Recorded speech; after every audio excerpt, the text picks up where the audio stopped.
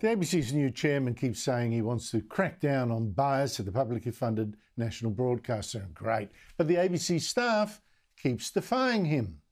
You take the ABC's Paul Barry last night. Barry's Media Watch show is supposed to be about bad journalism. Instead, he's long hijacked it to simply attack opinions he doesn't like. Conservative ones, Sky News ones.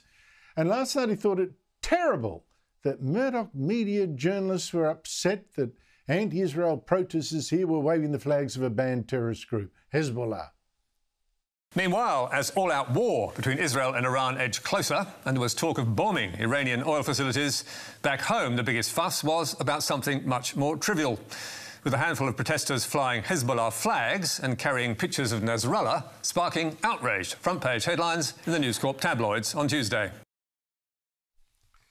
Well, actually, people in Australia supporting a terrorist group isn't really trivial.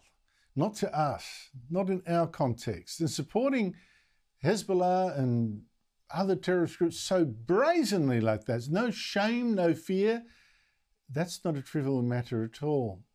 Now, last night I gave another example of a senior ABC reporter using this time a dodgy claim by a terrorist defender to accuse Israel of killing not 40,000 Palestinians, but 4 times that many. Complete bollocks. But here is another example of this bias, truly shocking. Now, Jan Fran stars in a new ABC show called Question Everything. It's just opened and just started being shown.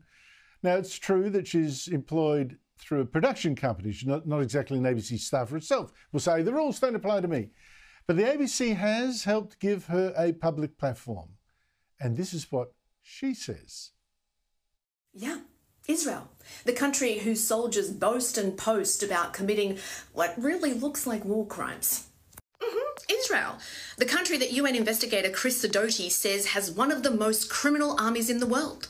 The country accused by surgeon after surgeon after surgeon of sniping toddlers dead.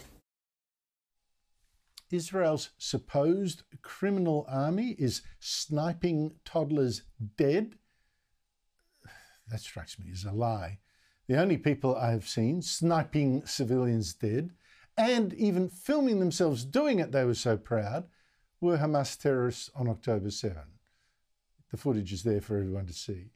Joining me is the panel, Will Kingston, host of Fire at Will, a podcast from The Spectator on politics and culture, and Sky News host Danica Di Giorgio of Danica and James every Sunday at 8 p.m.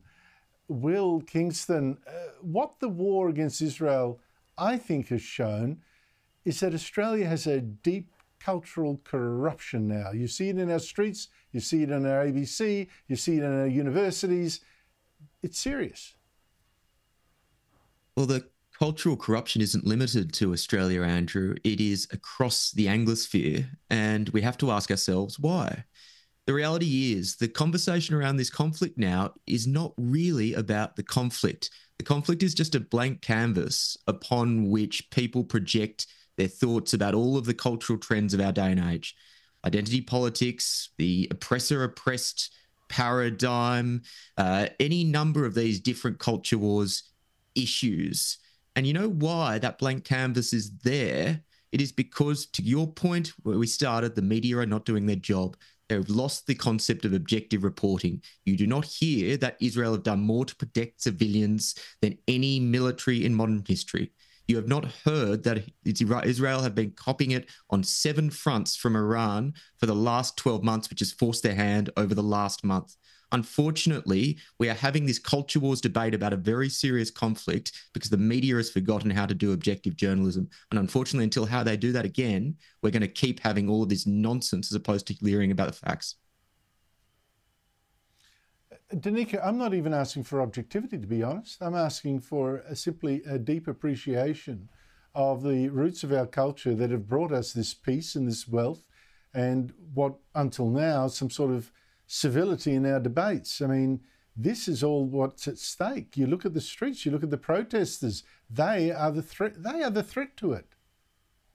Oh, absolutely, Andrew. This is the threat. This is what is deeply dividing our nation. And the fractures really began, if you look back to October 9 last year on the steps of the Sydney Opera House. That's when the discourse began, and It has crept up. It's crept up since then. And now it has culminated in last weekend when the flags of a listed terrorist organisation, a barbaric and murderous terrorist organisation, are being so openly and freely flown in the streets in Sydney and Melbourne, yet the media bias is sickening. And we've got a situation where, as you just showed there, where Media Watch, Paul Barry, are saying, well, it was nothing more than trivial.